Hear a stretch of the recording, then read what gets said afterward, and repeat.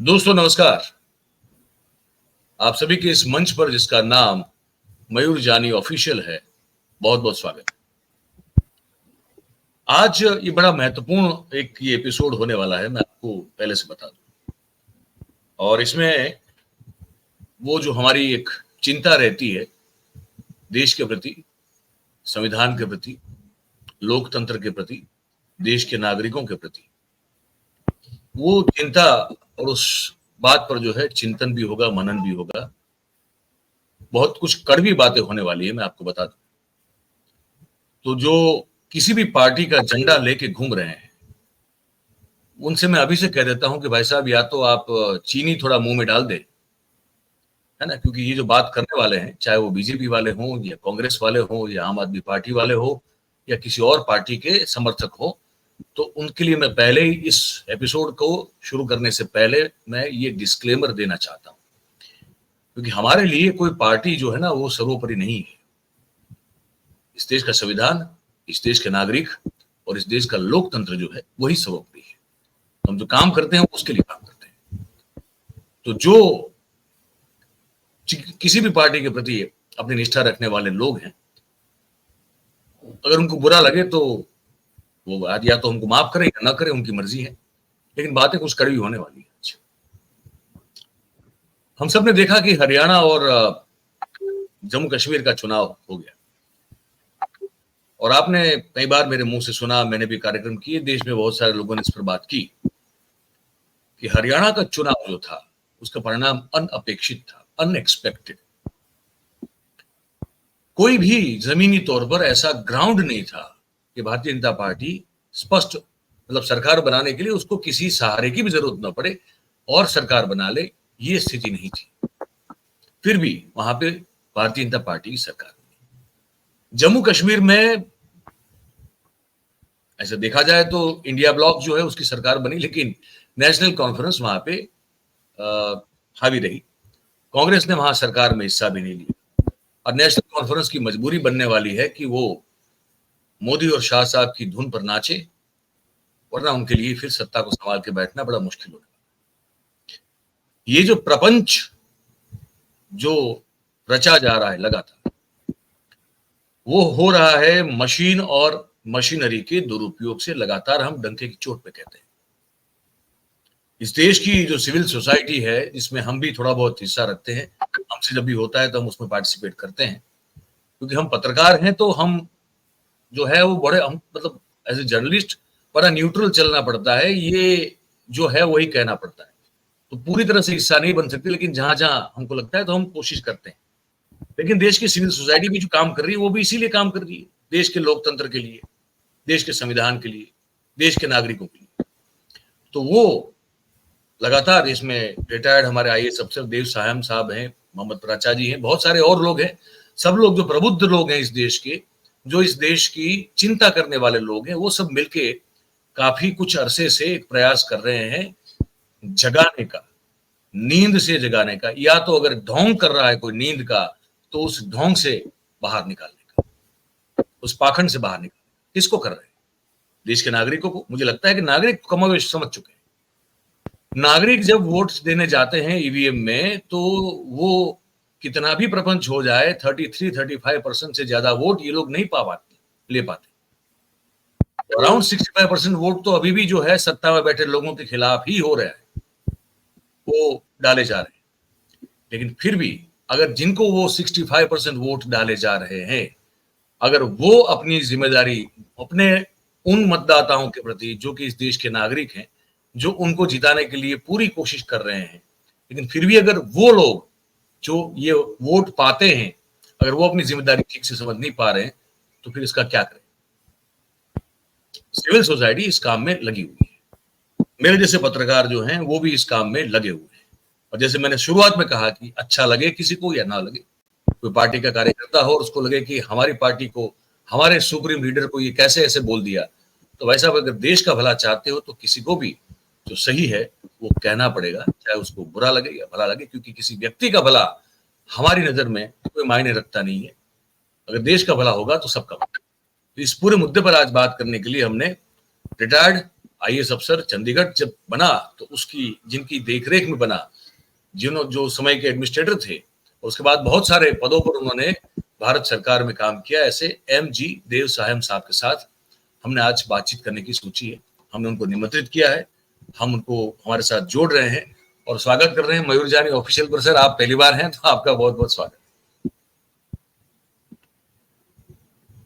अब आपने प्रस्तावना सुनी मेरी,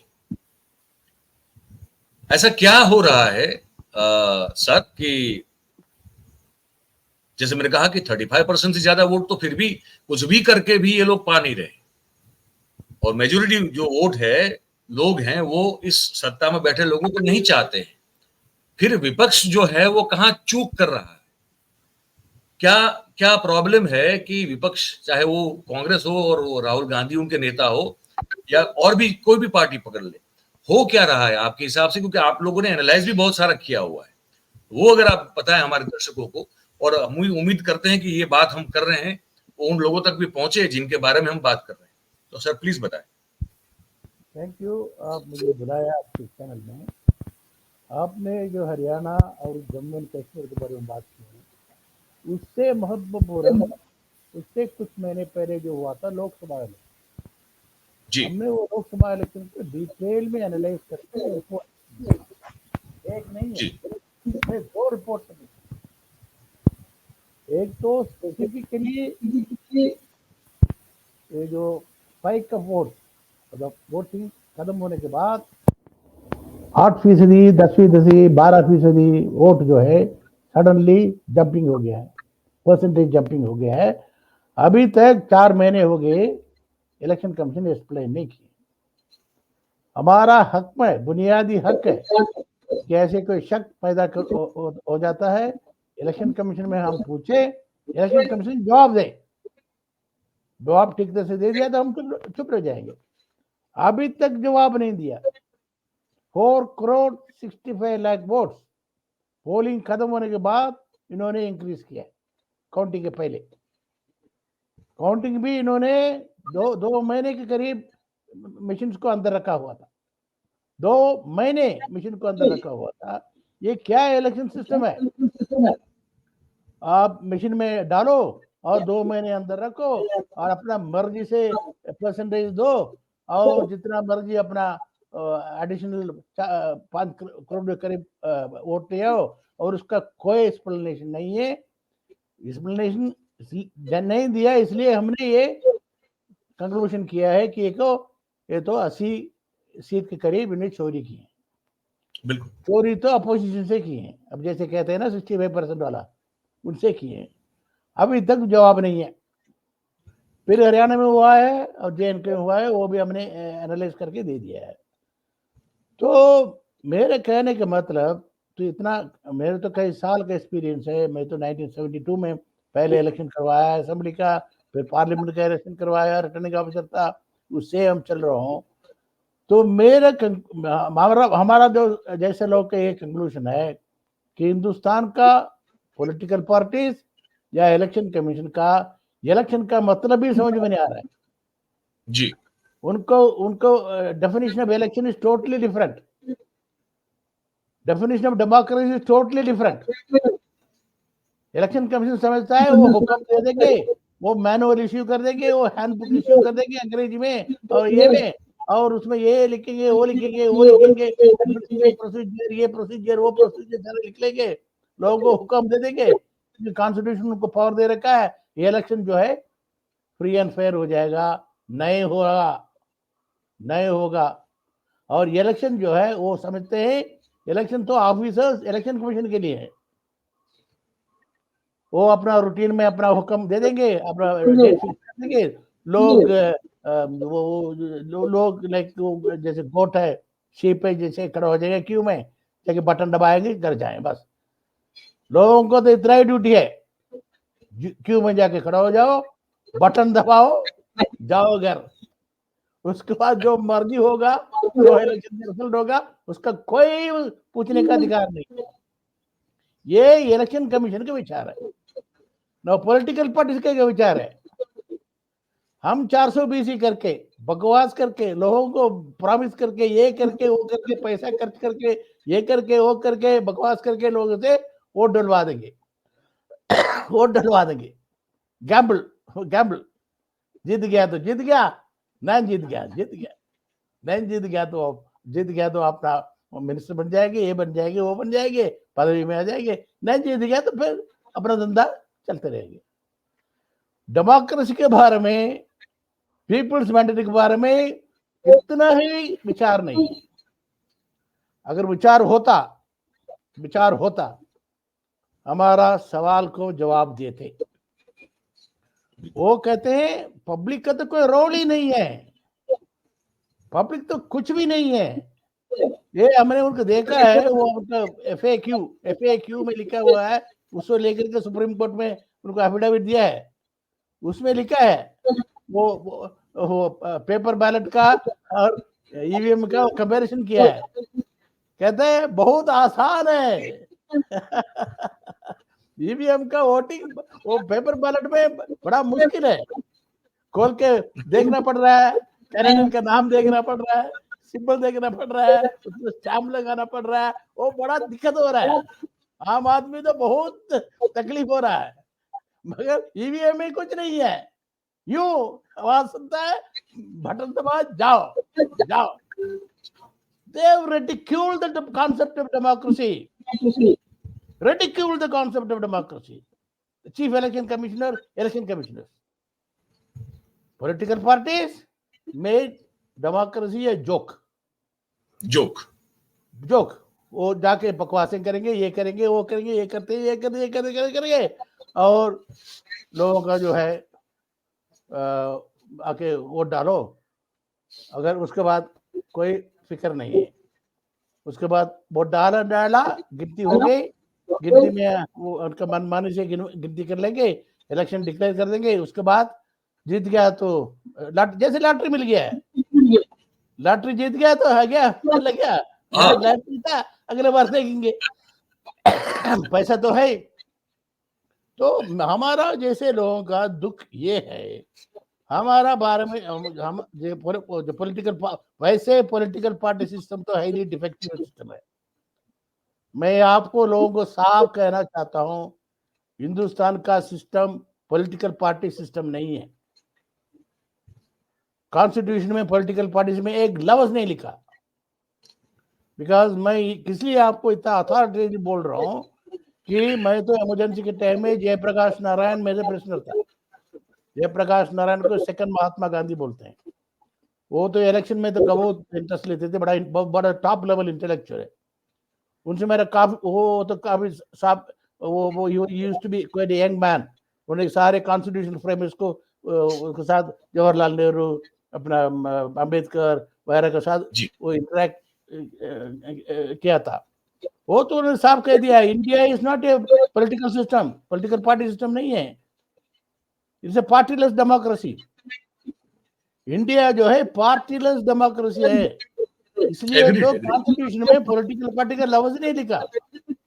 बाकी सब पॉलिटिकल IAS कॉन्स्टिट्यूशन में है, IPS कॉन्स्टिट्यूशन में है, हाईकोर्ट कॉन्स्टिट्यूशन में है, ये हर चीज कॉन्स्टिट्यूशन में है, मगर पॉलिटिकल पार्टी का नाम ही नहीं है कॉन्स्टिट्यूशन में। वो वैसे ग्रो करके आ गया, टेक ओवर कर लिया, टेक ओवर करने के बाद मनमानी चले। तो इसलिए क्योंकि political party is not a creature of the constitution, democracy is the creature of the constitution, election is a creature of the constitution. Adult suffrage, universal adult suffrage was a feature of the constitution. Hindustan में mind you UK में नहीं था, America में नहीं था, सबसे पहले universal suffrage, औरतों को वुमेन एंड मेन इक्वल। वो इंग्लैंड में USA में बहुत साल के बाद वुमेन हैड वोटिंग राइट्स, शुरू में वोटिंग राइट्स नहीं मिलते थे उनको। तो इतना कॉन्स्टिट्यूशन में तो बड़ा अच्छा लगता हुआ है, मगर बहुत पॉलिटिकल पार्टी उसको टेक ओवर कर लिया, मनमानी कर लिया। नहीं मैं कंप्लीट कर लेता हूँ। मनमानी कर लिया, इलेक्शन का मतलब समझ में नहीं आता है उनको भी। वोटर्स जो है बेट बकरी जैसे खड़ा हो जाए, बटन प्रेस कर दिया, तो आगे जाके पीपल्स मैंडेट, मैं कंक्लूड कर रहा हूँ इनिशियल फेज को, पीपल्स मैंडेट को उस बारे में समझ में नहीं आया। The purpose of election is to reflect the people's mandate. Public किसको वोट डालना चाहते हैं और उनको पता है क्या वोट डाला नहीं डाला है क्या, वो वोट गिनती हुआ नहीं गिनती हुआ, वो नहीं तो इलेक्शन नहीं है, सिर्फ बकवास इलेक्शन है, फ्रॉड इलेक्शन है, रशियन टाइप इलेक्शन है। रशियन टाइप इलेक्शन से डेमोक्रेसी नहीं चलता। तो हम तो कई बार कह दिए हैं, रूलिंग पार्टी तो फायदा ले लिया है, अपोजिशन पार्टी को क्या हो गया, बिल्कुल बात ही नहीं कर रहे हैं। लीडर ऑफ द अपोजिशन, मैं आप एक बड़ा इंपॉर्टेंट चीज जो बात किए हैं, ये इलेक्शन के इंटीग्रिटी के बारे में हमारा विचार में, सिविल सोसाइटी के विचार में, कि रूलिंग पार्टी का हेड है जो प्राइम मिनिस्टर है, उससे कई गुना ज्यादा responsibility leader of the opposition का है। बिल्कुल, because ruling party head is only representing 30 to 35% of the electorate. Technically leader of the opposition is heading the 65% of the electorate, पर वो बात ही नहीं कर रहे हैं। वो तो 100 सीट मिल गया, खुश है, वेरी हैप्पी। अगले टाइम देख लेंगे, लॉटरी लग जाएगा, देख लेंगे। ये इलेक्शन लॉटरी नहीं है, ये हम लोगों को बिल्कुल साफ कहना चाहता हूँ। बहुत सही बात है सर, बहुत सही बात। आपने एक बड़ा महत्वपूर्ण मुद्दा इस बीच में आपने कहा, और मैं इस बारे में आपसे एक सवाल पूछना चाहता हूँ। हमारे यहाँ एक पटेल साहब हैं, नाम भूल गया उनका, राजकोट से बिलोंग करते हैं। वो काफी सालों से इस बात को लेकर मुहिम, वो बेचारे, उनके पास रिसोर्सेज कम है, वो सब ठीक है, वो थोड़े फ्रस्ट्रेटेड भी हैं, डिप्रेस भी हैं कि मेरी बात कोई सुन नहीं रहा है। पार्टी लेस पॉलिटिक्स, क्योंकि वो भी कहते हैं कि भाई कॉन्स्टिट्यूशन में, संविधान में कहीं पॉलिटिकल पार्टीज का जिक्र नहीं है, जैसे आपने भी कहा, और बात सच है। मैं ये समझना चाहता हूं कि जब कॉन्स्टिट्यूशन में पार्टीलेस पॉलिटिक्स की बात है, मतलब पॉलिटिकल पार्टी का कहीं जिक्र नहीं है, ब्यूरोक्रेसी है, ठीक है, आपने जो गिनाया वो सब कुछ है, लेकिन पार्टीज, पॉलिटिकल पार्टीज का जिक्र नहीं है, तो फिर ये पॉलिटिकल पार्टीज कैसे हावी हो गई, जो चीज कॉन्स्टिट्यूशन में है ही नहीं। हावी हो गई, आपने बिल्कुल दुरुस्त वर्ड यूज किया है। दे हैव कॉन्फिस्केटेड, सिर्फ कॉन्स्टिट्यूशन में नहीं है साहब, रिप्रेजेंटेटिव पीपल्स एक्ट में नहीं है। कॉन्स्टिट्यूशन होने के बाद 2 रिप्रेजेंटेटिव पीपल एक्ट बना है, 1950, 1951, दोनों में पढ़ के देखो, दोनों को पढ़ के देखो, पॉलिटिकल पार्टी के नाम नहीं है। पॉलिटिकल पार्टी के जिक्र कब आया, 1988-89 में राजीव गांधी ने एंटी डिफेक्शन लाया, एक एंटी डिफेक्शन का लाया, कॉन्स्टिट्यूशन अमेंडमेंट लाया।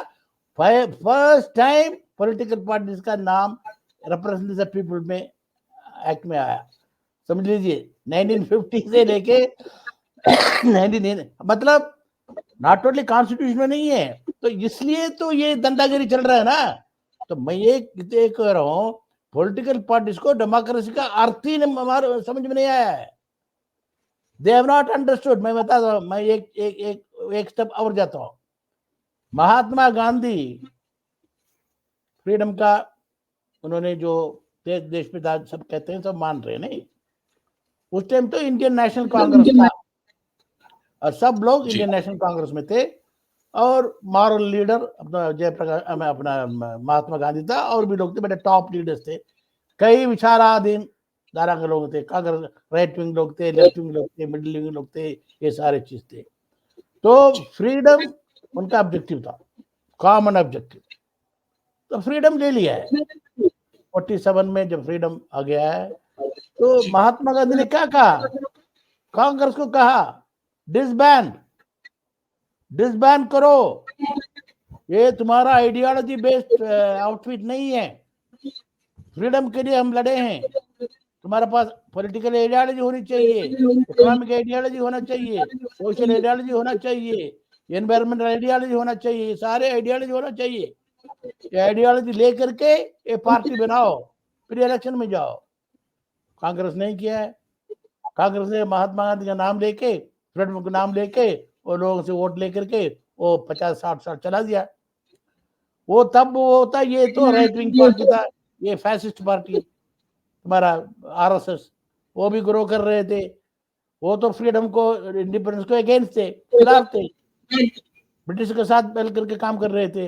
वो अपना मौका देख रहे थे, मौका देख रहे थे, मौका देख रहे थे। उनको तब मौका मिला, वो सत्ता में आ गए। वो सत्ता में आने के बाद वो अपना डेमोक्रेसी चला रहे हैं। तो मेरे कहने का मतलब, ना कांग्रेस को डेमोक्रेसी के बारे में समझे, ना जनसंघ को समझे, ना आरएसएस को समझे। ये तो हिटलर का फॉलो करने वाले हैं आरएसएस वाले। ये डेमोक्रेसी कोई भी नहीं करता। हम हुक्म देते, लोग जो है भेड़ बकरी, लोग पब्लिक जो है भेड़ बकरी। तो इलेक्शन कमीशन भी वही फॉलो कर रहा है, पब्लिक जो है भेड़ बकरी, बटन दबा दो जाओ। अरे FAQ में लिखा हुआ है, सुप्रीम कोर्ट में एफिडेविट में दिया, सुप्रीम कोर्ट ने बड़ा अप्रिशिएट किया है। सुप्रीम कोर्ट ने क्या बोला, ये पब्लिक के लिए इलेक्शन करना बड़ा आसान हो गया, बटन दबाओ काफी जाओ। उसके बाद गिनते है नहीं गिनते है, वोट रिकॉर्ड होता है नहीं होता है, उसके बारे में कोई फिक्र नहीं। They become a joke. Democracy and election has become joke. I have nothing to lose. I am not bothered about it. मैं तो इंडिपेंडेंस के पहले पैदा हुआ था। I am more than 80 years old. मैं तो सोच रहा हूँ, हिंदुस्तान का अगर एक प्रीशियस गिफ्ट है वो डेमोक्रेसी है, बाकी सब तो फालतू है। रोटी तो मिलता है तो खा जाएंगे, नहीं मिलता है तो ठीक है, कोई बंदोबस्त कर लेंगे। पर डेमोक्रेसी अगर सत्यानाश हो गई, फिर कुछ नहीं रहा हिंदुस्तान में, कुछ नहीं रहा।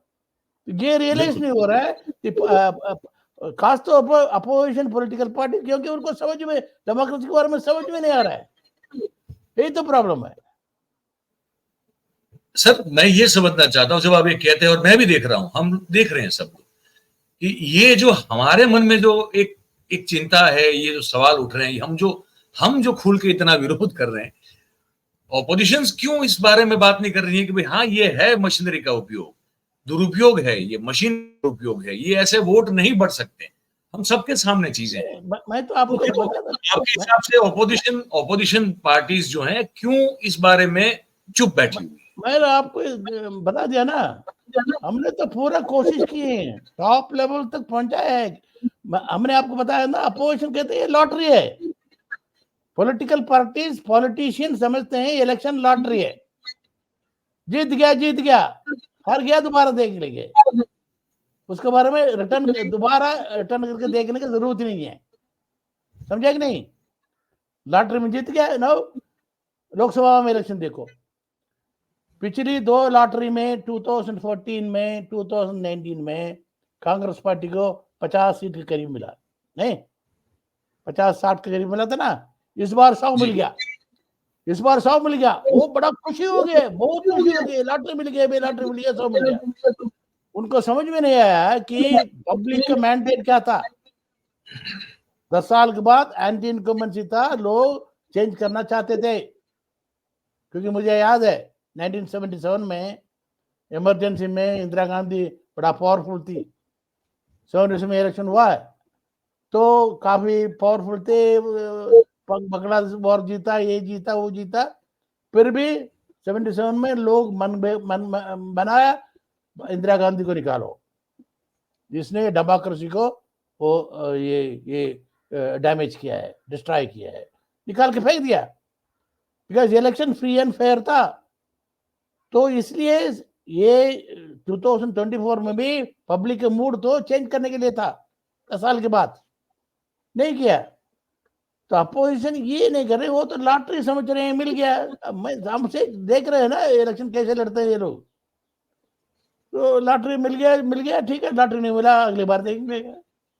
तो डेमोक्रेसी का तो उनको कॉन्सेप्ट ही नहीं है, उनका कोई इलेक्शन मैनेजमेंट सिस्टम नहीं है, कोई ये नहीं है, कुछ नहीं है। वो तो अपना ये सीट बांधते, अभी चल रहा है तमाशा, महाराष्ट्र में देख रहे हैं, सब जगह देख रहे हैं, सीट बांध रहे हैं, अपना शेयर ले रहे हैं, अपना शेयर लेकर के लड़ रहे हैं।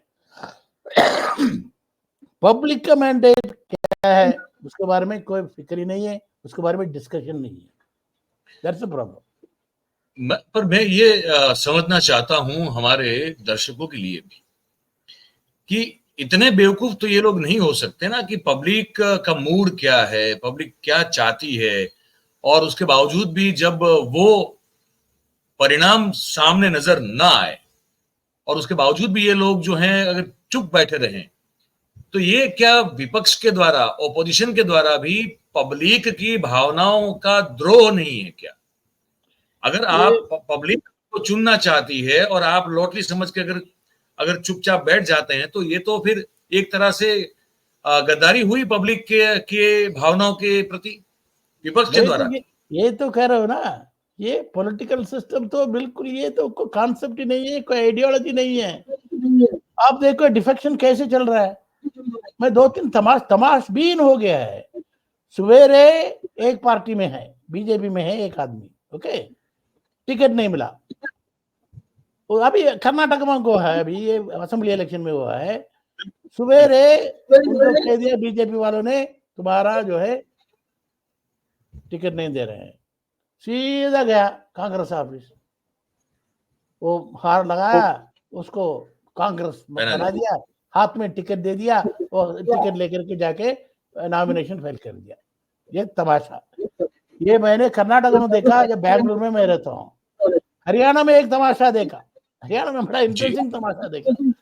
ये 5 तारीख को इलेक्शन हो रहा था, 5 तारीख को, 3 तारीख को लास्ट डे ऑफ कैंपेनिंग है, 5 बजे खत्म हो जाता है। वहां बीजेपी का प्रेसिडेंट है, नाम नहीं बोलना चाहता हूँ, हरियाणा का बीजेपी का प्रेसिडेंट, वो सिरसा में वो पब्लिक मीटिंग कर रहे हैं, बीजेपी का कैंपेन कर रहा है, ओके। और सिरसा से महेंद्रगढ़ जो है 200 मील के करीब दूर है। वो कार में बैठकर सीधा महेंद्रगढ़ जा रहा है और 4 बजे राहुल गांधी के सामने कांग्रेस में ज्वाइन करके कांग्रेस का कैंपेन कर रहा है। ये क्या पॉलिटिक्स है भाई, ये क्या डेमोक्रेसी है, ये क्या है इलेक्शन है। So why should he bother, ये जीते या ना जीते वो तो सारी मेरी भगत है, तो पूरा गैंग बना हुआ है। अगर बीजेपी हो, कांग्रेस हो, कुछ रीजनल पार्टी में कुछ इज्जत अभी भी बचा हुआ है, मैं बता रहा हूँ, मैं खुला कहना चाहता हूँ, रीजनल पार्टीज में अभी भी इज्जत बचा हुआ है। ये नेशनल पार्टीज में कुछ नहीं है, तो इसलिए वही शुड बॉदर, ये जीता है वो जीता है, खुद ही जीता है, मिली भगत चल रहा है, जुगलबंदी खेल रहे हैं, लोगों को उल्लू बना रहे हैं। यही तो बात है। दैट्स व्हाई आई सेड, ना इलेक्शन का समझा, ना डेमोक्रेसी का समझा, और इलेक्शन कमीशन भी समझ गया ये लोग सारे भेड़ बकरी हैं, मैं गुड़ा करके बटन प्रेस कर दे, हो गया अपना काम। But this became a big joke. That's what I'm saying. And world's largest democracy, model election है, यही मॉडल है। This is the model that is going on. Sir मैं अब तब ये सब बातों का सिरा फिर एक तरफ जाता है, वो ये है कि तो क्या हम ये समझें कि जो इलेक्टोरल पॉलिटिक्स है, अंग्रेजी में, हिंदी में इसका मैं क्या करूं, मैं समझ नहीं पा रहा हूं, चुनावी राजनीति कहेंगे इसको, शायद यही कह सकते हैं, जिसमें है ना, हाँ, जिसमें लोग अपने लिए कौन सत्ता की धुरा संभालेगा इसको चुनते हैं, उसे कहते हैं चुनावी राजनीति। जिसमें चुनाव होता है, लोग वोट डालते हैं, उस वोट का मतलब वो जो चुनावी प्रक्रिया है वो पारदर्शी होती है, उसके बाद फिर जो जीतता है वो सत्ता में आता है। इस पूरी प्रक्रिया को चुनावी राजनीति कहते हैं। ये सब जो हो रहा है, जो आप कह रहे हैं कि बड़ा रिडिकुलस सा है, ये बड़ा हास्यास्पद सा मामला हो चुका है। तो क्या ये सोचने के लिए हम मजबूर हो जाए कि चुनावी राजनीति हमारे देश में अब रही नहीं है, ये ढकोसला है, ये ढोंग है सिर्फ, क्या ये माना जाए? ये आपने बड़ा गहरा क्वेश्चन जो पूछ लिया है, इसका कुछ बैकग्राउंड हमको बताना पड़ेगा। डेमोक्रेसी मतलब ऊपर से नीचे नहीं है, डेमोक्रेसी नीचे से ऊपर जाता है। तो हमारा कॉन्स्टिट्यूशन में बहुत बड़ा गलती किए हैं, वो मैं बताता हूं कि अंबेडकर साहब ने गलती की। तब कॉन्स्टिट्यूशन ड्रा हुआ है कि ये ग्रास रूट डेमोक्रेसी था हिंदुस्तान में, पंचायत राज था, अर्बन लोकल बॉडीज था, और असेंबली था, स्टेट लेवल में असेंबली था, और नेशनल लेवल में पार्लियामेंट था। तो ये क्या स्ट्रक्चर करना चाहिए था कि मैक्सिमम अथॉरिटी एंड पावर को लोकल बॉडीज को देना चाहिए था, पंचायत को देना चाहिए था। वहां अपना लोकल सब जानते हैं, गांव में सबको सब जानते हैं, और शहरों में भी लोग जानते हैं। तो लोकल बॉडीज को बेसिक से स्टार्ट करके, अभी कुछ कंट्रीज में अभी भी सिस्टम है, ये कानून पास करते हैं, टैक्सेशन भी करते हैं, सारे करते हैं। ये लोकल बॉडीज, पंचायत को, अग्रम बॉडीज को जीरो कर दिया, जीरो, कॉन्स्टिट्यूशन में जीरो बना दिया, और 80% पावर और रोल दे दिया है सेंट्रल गवर्नमेंट को। नहीं कंप्लीट देता हूँ, सेंट्रल गवर्नमेंट को दे दिया। फिर 15-20% रोल जो है स्टेट गवर्नमेंट को दे दिया, जीरो पंचायत। तो कहाँ से डेमोक्रेसी है? ऊपर का कैप्चर कर लो, कंट्रोल कर लो, पैसा तुम्हारे पास है, पावर तुम्हारे पास है, आर्मी तुम्हारे पास है, ये सारे तुम्हारे पास है। और कुछ स्टेट जो कुछ अपना, क्योंकि वो टैक्स लगा पाया, टैक्स से कुछ करेक्शन, कुछ पावर अपना देखा होगा, सेंट्रल लिस्ट, स्टेट लिस्ट और कंकरेंट लिस्ट, उसे चलना। तो डेमोक्रेसी तो शुरुआत में कोई डेमोक्रेसी नहीं था। अभी वो फिर वो 1992 में ला करके पंचायत राज को लाया, 73rd अमेंडमेंट, 74th अमेंडमेंट। तो वो ग्राफ्टिंग तो किया ना आपने, पहले तो सारे सेंट्रलाइज हो चुका है। Basically democracy should be decentralised, decentralised democracy है, सेंट्रलाइज्ड डेमोक्रेसी हो ही नहीं सकता। रशिया सेंट्रलाइज्ड डेमोक्रेसी, रशिया है सेंट्रलाइज्ड डेमोक्रेसी, चाइना है। Go and study the American democracy. Go and study the British democracy. British democracy. European democracy. They are all decentralized. तो ये पूरा सेंट्रलाइज कर दिया है। अभी जो भी बचा हुआ है, ये बीजेपी आने के बाद जो भी बचा हुआ है वो भी सेंट्रलाइज कर दिया। सबको जीएसटी ले लिया, पूरा पैसा हाथ में ले लिया, सारे गवर्नरों को लगा कर, गवर्नर तो आरएसएस प्रचारक बना दिया, सबको आरएसएस प्रचारक बना दिया। तो completely they've demolished the basic structure of democracy. फिर इलेक्टोरल डेमोक्रेसी कहां से आएगा? तो मेरा कहने का मतलब ये this is bound to happen. Ambedkar को सब सेलिब्रेट कर रहे हैं, वो सेलिब्रेट कर लो, वो तो यूनिवर्सल फ्रैंचाइज दिए हैं, इलेक्शन राइट दिए हैं, बट ठीक है, पढ़ो तो बेस रूट। उनसे तो पूछा मैंने, जयप्रकाश नारायण से डिस्कशन किया था जी, he had very strong views. I asked him, sir, why did he do that? You see, we tried our level best. Here is one notion. वो उसका भी वजह था, कहते हैं उस टाइम पे कास्ट सिस्टम इतना स्ट्रांग था, कहते हैं अगर लोकल बॉडीज को दे देंगे, गांव में दे देंगे, ये हायर कास्ट जो है लोअर कास्ट को सत्यानाश कर देंगे। दैट वाज वन आर्गुमेंट, ठीक है, could be an argument, but वो डेमोक्रेटिक ने तो सत्यानाश कर ही दिया। ये सिस्टम ऐसे हाँ, इधर वेज हो गया, इधर ऐसे करते तब भी हुआ, अभी नहीं किया तब भी हो गया। इधर वेज अगर वो करते थे शायद नहीं होता। Voting right plus possibility of suppress करना इतना मुश्किल नहीं है। कम से कम जहाँ पे शेड्यूल कास्ट और लोअर कास्ट अच्छा नंबर में है, सप्रेस करना मुश्किल है। अभी तो कंप्लीटली सप्रेस कर दिया, और ये तो ईवीएम आने के बाद तो आसान है, यू डोंट इवन नो। अरे जितना अन्याय हो रहा है उनके खिलाफ, वही लोग उनको वोट कर रहे हैं।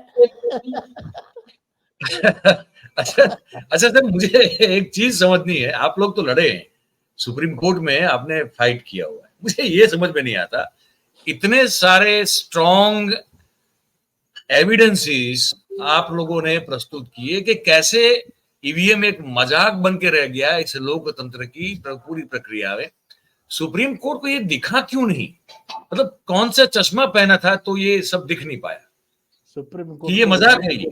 सुप्रीम कोर्ट को सब दिखता है, पर सुप्रीम कोर्ट भी उनका आर्गुमेंट बड़ा सिंपल है, हम भी कॉन्स्टिट्यूशनल अथॉरिटी है, इलेक्शन कमीशन भी कॉन्स्टिट्यूशनल अथॉरिटी है। तो क्या हुआ? तो नहीं, तो इसलिए इलेक्शन कमीशन जो बोलता है उसको हम बिलीव करें, बाकी देवस्थान बोलता है, वो बोलता है, एक्सपर्ट बोलता है, नहीं वो तो कुछ भी नहीं है। क्योंकि वो ये सोच रहे हैं कल हमारा ऊपर भी हमला आएगा, सुप्रीम कोर्ट को भी सवाल पूछेंगे लोग। कहते नहीं, आप भरोसा रखो, भरोसा रखो, भरोसा रखो। अबे किस चीज को इस भरोसा रखो? इस पर भरोसा रखे। नहीं, वही ऑर्डर देते हैं ना, खुला कहते हैं। सी, मैं तो आपने एक सवाल पूछा है, मैं जवाब देना चाहता हूँ। होप द सुप्रीम कोर्ट जजेस हियर दिस। ये इलेक्शन कमीशन को कुछ इंडिपेंडेंट बनाने के लिए सुप्रीम कोर्ट से जजमेंट दिया है। इसमें जो है प्राइम मिनिस्टर होना चाहिए, लीडर ऑफ द अपोजिशन होना चाहिए, चीफ जस्टिस होना चाहिए। हाँ, दिया था। आर्ग्यू करे ना करे, चीफ जस्टिस होना चाहिए, दूसरी बात है। पर उनका यही इरादा था, कम से कम 2 लोग बैठे हैं, कोई इंडिपेंडेंट लोगों को इलेक्शन कमीशन में लाएंगे। सुप्रीम कोर्ट डिटेल्ड जजमेंट है जस्टिस का डिटेल ऑर्डर है, उन्होंने वजह भी किए हैं, क्योंकि कॉन्स्टिट्यूशनल असेंबली में सारे डिस्कशन हुआ है। तो जजमेंट में अगर पढ़ेंगे, कॉन्स्टिट्यूशनल असेंबली को डिबेट को उन्होंने दिखाया, उन्होंने जो कोट किया है सारे करके। सुप्रीम कोर्ट का जजमेंट है डिटेल कई पेज का।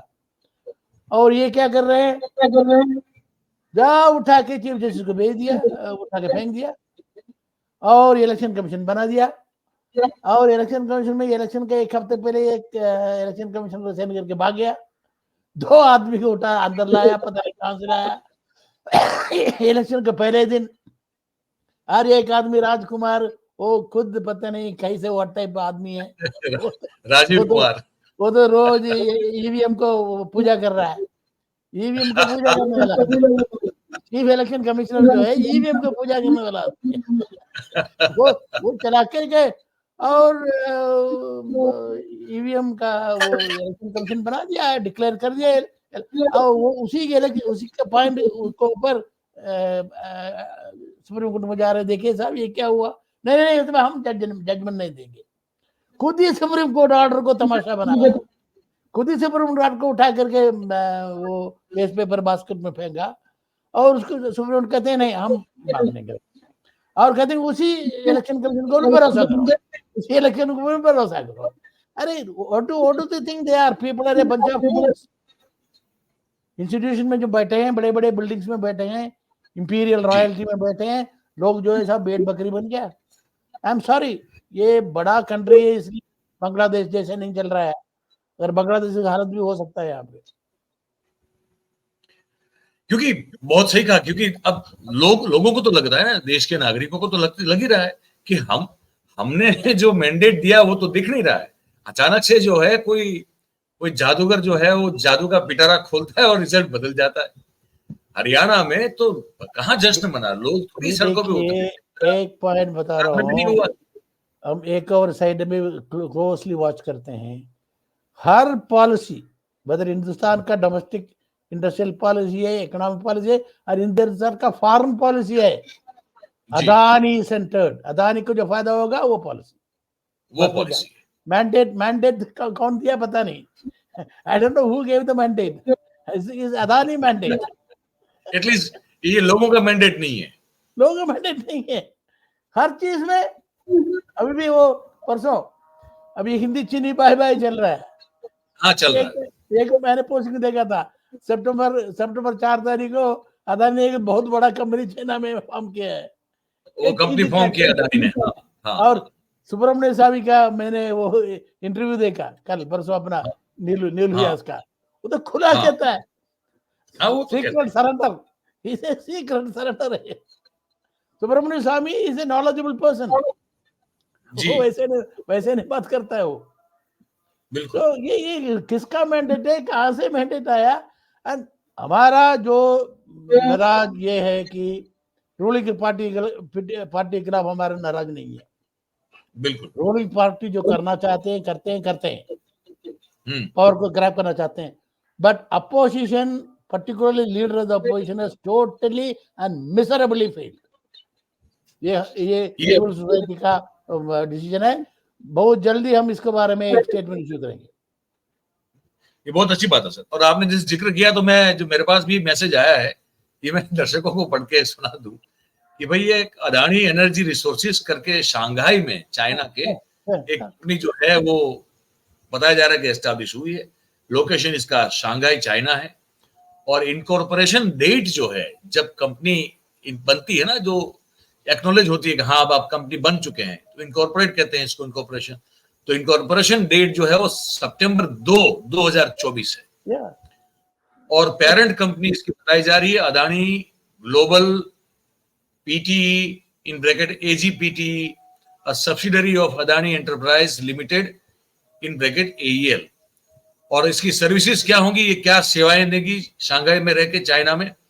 तो ये supply chain solutions and project management की सेवाएं करेंगी। ये 2 सितंबर 2024 को बताया जा रहा है कि इसका पहले भी अडानी बाद और जो है वाला मामला शुरू हुआ है। अडानी और चाइना का बहुत भारी रिलेशनशिप है। हाँ, वो ये तो जो सोलार पावर है ना, सोलार पावर के सारे चाइना के साथ, चाइना से आता है। Solar power Adani is the number 1 in the country जी। और देखो हम श्रीलंका में क्या हुआ हमें पता है, बांग्लादेश में क्या हुआ हमें पता है, बर्मा में क्या हुआ हमें पता है, साउथ अफ्रीका में, मतलब ये केन्या में क्या हुआ, एयरपोर्ट क्या, सब जगह फॉरेन पॉलिसी है, अडानी पॉलिसी। तो मैंडेट किसका है? अदानी का है। मेरे ख्याल में मैं तो ये अपोजिशन के बारे में ये भी शक हो रहा हूँ कि शायद they are also following Adani mandate. अब होता है मन में सवाल होता है। हाँ, क्योंकि बाहर से तो तमाशा मनाते हैं और अंदर से अडानी मैंडेट चल रहा है। क्योंकि अगर ऐसा नहीं होता है तो क्यों खुल के आप संसद से सड़क तक नहीं चलते भाई? प्रेस कॉन्फ्रेंस करके, आपने ट्वीट करके, इससे क्या फर्क पड़ता है? इस बारे में जो चुनाव हाईजेक हो रहा है, जो मैंडेट मैन्युफैक्चर्ड हो रहा है, उसके खिलाफ आप सड़क से संसद तक क्यों नहीं चल पा रहे?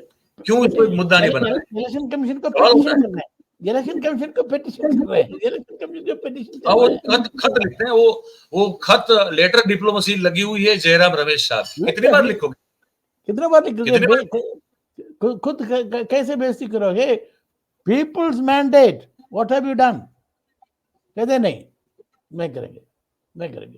तो मतलब ये that's why I told you ना डेमोक्रेसी का अर्थ समझते हैं, ना इलेक्शन का अर्थ समझते हैं।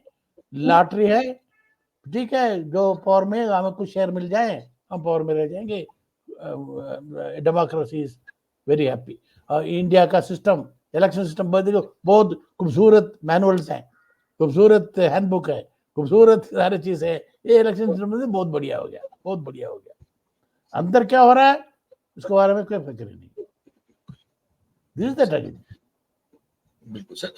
तो अब आखिरी सवाल ये है कि देश के नागरिक का मालिक कौन है? करे तो क्या करे अभी? I don't know.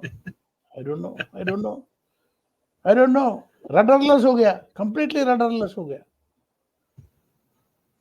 और मीडिया, ये आई वुड लाइक टू से वन वर्ड अबाउट ये हिंदुस्तान जैसे रॉटन मीडिया दुनिया में कहीं नहीं। देयर वाज अ टाइम, क्योंकि मैं क्यों फील कर रहा हूँ बता रहा हूँ। इमरजेंसी के टाइम में मीडिया के ऊपर अटैक हुआ था, स्ट्रिक्ट सेंसरशिप हुआ था, फिर भी मीडिया जो है बेंड नहीं किया। They did not bend, they just kept quite. But जब मौका आया इतना उन्होंने वो अपरा करके पब्लिक को, अभी तो बिल्कुल प्रोस्ट्रेट होके पड़े हैं। सी, मैं एक सैंपल आपको देखना चाहता हूँ। मैं तमाशा इतना, हमने ये जो रिपोर्ट लिया था ना, वीएफडी का रिपोर्ट, ईवीएम के बारे में 79 कॉन्फ्रेंस डिटेल में आपने तो हमें डिस्कस किए हैं। किसी ने उसके खिलाफ अटैक नहीं किया, रूलिंग पार्टी ने अटैक नहीं किया। तो ये बात, ये सारे हम जिसको प्रेशर डाल रहे थे, तो किसका यूज करके अटैक किया? योगेंद्र यादव। हाँ, ये मुझे समझ नहीं आया। ये योगेंद्र यादव का ये स्टैंड मैं समझ नहीं पा रहा हूँ सर। समझ में तो बहुत आया वो किसके आदमी है। योगेंद्र यादव इतना वेरी स्ट्रॉन्ग लैंग्वेज यूज करके हमें अटैक किया है। ये जो फेक लोग है, बोगस लोग है, ये ईवीएम के बारे में जानते नहीं है, ईवीएम जैसे बेस्ट सिस्टम दुनिया में हो नहीं सकता है। सर एक बहुत बकवास है। 1200 वर्ड का detail article. Indian express Delhi का है, मैं बेंगलुरु में रहता हूँ, मैं पढ़ा नहीं था। किसने दिल्ली से मुझे टेलीफोन किया, सर आपने ये आर्टिकल पढ़ा? फिर मैंने डाउनलोड करके पढ़ा। It was full of absolutely false kind of this thing about the EVM, defending the EVM. And Yogendra Yadav is supposed to be the close advisor of Rahul Gandhi. इस मामले में बड़ा close adviser है। तो फिर मैंने सोचा देखो ये पता नहीं समझ में आ रहा है, तो एज यूजुअल मुझे कहा गया साहब आप रिजाइंडर लिखो इसका, यू प्लीज राइट रिजाइंडर। मीडिया में इसका प्रैक्टिस है कि रिजाइंडर करने का, मैं पहले भी कर चुका हूँ, कोई नया नहीं है। तो I wrote to their editor, उनका एक वो एडिटोरियल पेज का एक एडिटर है, नाम नहीं बोलना चाहता हूँ। हाँ, मैं जानता हूँ, आप जानते हैं। कहते हैं आई टोल्ड हर दैट आप 1200 वर्ड का है, मुझे भी 1200 वर्ड का permission. She was very prompt, 24 hours में जवाब आ गया, मगर she gave me permission for 800 words. Of course I did not like it, but still I wrote. मैंने बिल्कुल इफेक्टिवली आर्गुमेंट करके बीएफडी का रिपोर्ट, क्यों बीएफडी रिपोर्ट आया, वैसे ऊपर से नहीं गिर के नहीं आया, जैसे बैकग्राउंड, इसलिए तो ये रिपोर्ट आया है। अरे रिपोर्ट कर जस्टिफिकेशन के भेज दिया, पब्लिश नहीं किया। एक दिन, 2, 3, 4 दिन, 5 दिन, हफ्ता हो गया। फिर अब मैंने चेकअप किया, went to the editor. The editor could check it.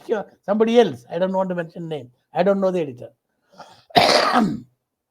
And वो देख रहे हाँ ठीक है करके मुझे एक एडिटर वर्जन आया म्यूटिलेटेड, मुझे बिल्कुल फाड़ करके सारे रियल जो पोर्शन था निकाल दिया, और 500 वर्ड का मेरे पास आ रहा है। 1200 वर्ड का आर्टिकल को 500 वर्ड का आ रहा है, मैं इसको पब्लिश करेंगे, इसमें तो कुछ नहीं था। मैंने कहा थैंक यू वेरी मच, बेइज्जती मत करो। तो they did not publish it. कहने का मतलब देखिए कौन, Yogendra Yadav has been close advisor of Rahul Gandhi, this what's his name, that Jairam Ramesh, they are all part of the same team, and attack तो वहां से आ रहा है। आप बता कर रहे हैं अपोजिशन टेकअप करेंगे इश्यू को, आप अपोजिशन को राहुल गांधी कहते हैं टेकअप करेंगे, वो तो अटैक कर रहे हैं, वो तो ईवीएम को डिफेंड कर रहे हैं। क्यों डिफेंड कर रहे हैं?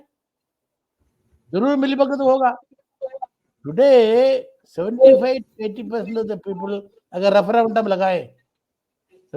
लगाएं genuine referendum, 80% of people will say reject EVM, reject. तो बट ये हो क्या रहा है मुझे समझ में नहीं आ रहा है। तो सिविल सोसाइटी में have to take a stand on this issue very soon. बहुत सही बात है सर, बहुत सही बात। अच्छा,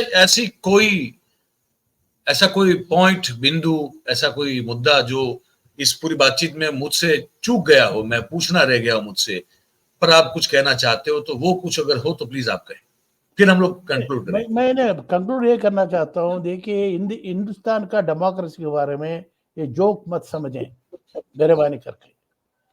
now India has become the largest democracy in the world, the most populous country in the world, मगर yes, डेमोक्रेसी है, और सिस्टम डेमोक्रेटिक सिस्टम है। चाइना पूरा कम्युनिस्ट है, रशिया पूरा कम्युनिस्ट है, और अमेरिका में डोनाल्ड ट्रंप आ गया तो वो भी रशिया जैसे हो जाएगा, he is a follower of Russia. ऐसे पागल लोग वहां पर भी घूम रहे हैं। तो हिंदुस्तान का गरीबी जो है, डेमोक्रेसी नहीं तो गरीबी दूर नहीं हो सकता। ये सो कॉल्ड डेवलपमेंट हो गया, अभी भी हम तो कहीं नहीं है। 80% जो है अभी भी मुफ्त का रेशन आता है, और जो हालात तो आपको पता है, मैं डिटेल में नहीं जा चाहता हूँ। 15-20-25% लोग जो है कोई कंफर्टेबल लाइफ रहते हैं, मतलब 100 करोड़ लोग जो है उनको पता नहीं जिंदगी कैसे गुजर रहा है। तो democracy, freedom and democracy is much more critical.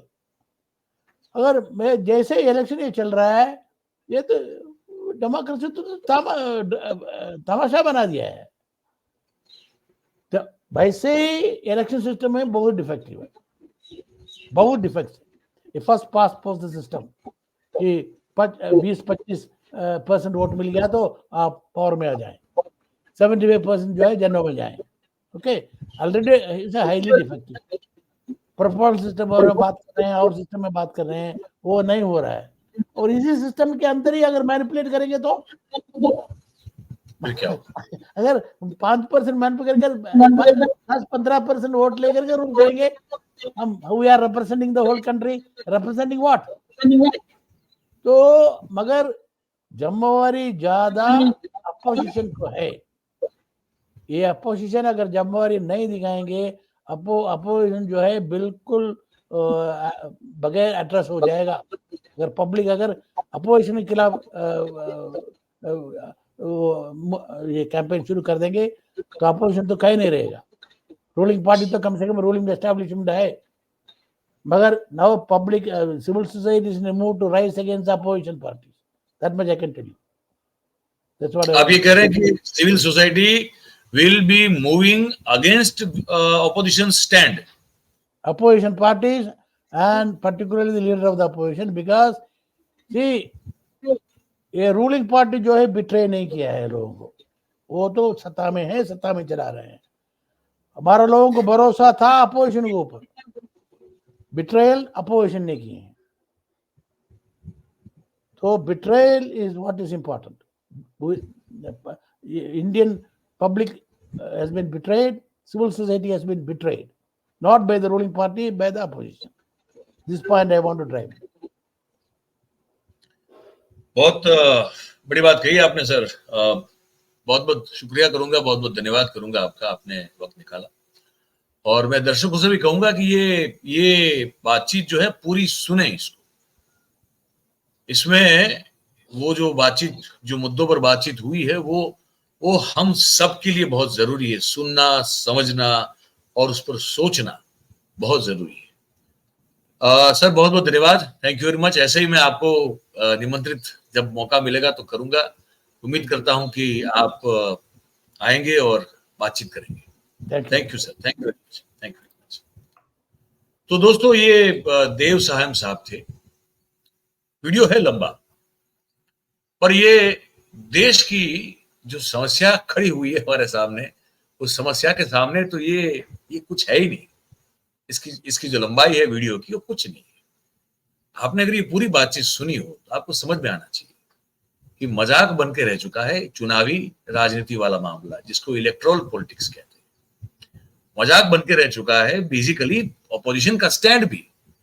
मैंने कहा कि देखिए, पार्टी का झंडा उठा के जो लोग इस कार्यक्रम को देखेंगे उनको बुरा लगेगा, लेकिन भाई उम्मीद तो आप जो 65% देश के नागरिकों को रिप्रेजेंट करते हैं उनसे उम्मीद होती है कि आप वो मुद्दों को उठाए जो जो जो जो लोगों में काफी जो है वो जिसको लेकर एक गुबार सा है, उसको तो उठाए।